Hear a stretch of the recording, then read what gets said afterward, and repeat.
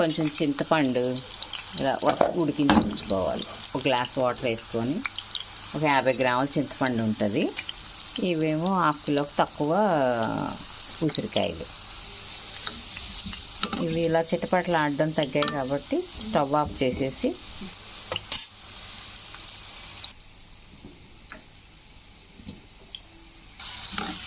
చల్లారి పెట్టుకోవాలి. ఇప్పుడు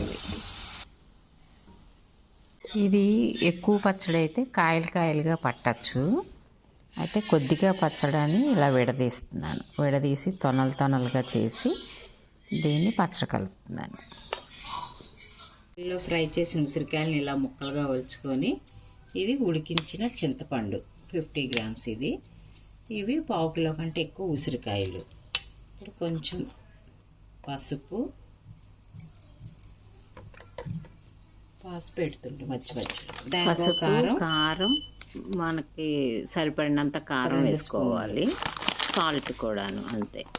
సాల్ట్ కూడా అంతే వేసుకుని నేను 3 మ్యాంగో కారం వాడతాను. 3 మ్యాంగో కారం, ఆవు పిండి, మెంతి పిండి ముందే చేసి ఉంచుకున్నా, అదొక 2 స్పూన్లు వేసుకున్నాను.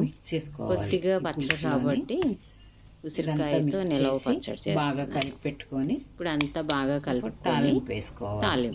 మినపప్పు, తాలింపు దినుసులు అన్ని వేసి ఉంచుకొని ముందు వేయించి ఉంచిన ఉసిరికాయలు వేయించిన నూనె ఉంటుంది కదా, ఆ నూనెలోనే ఈ తాలింపు వేసేసుకోవాలి.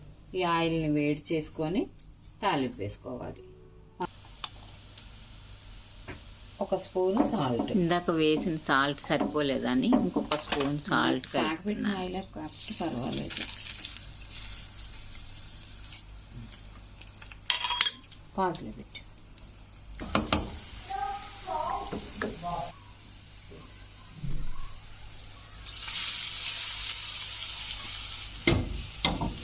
పాజ్లో పెట్టి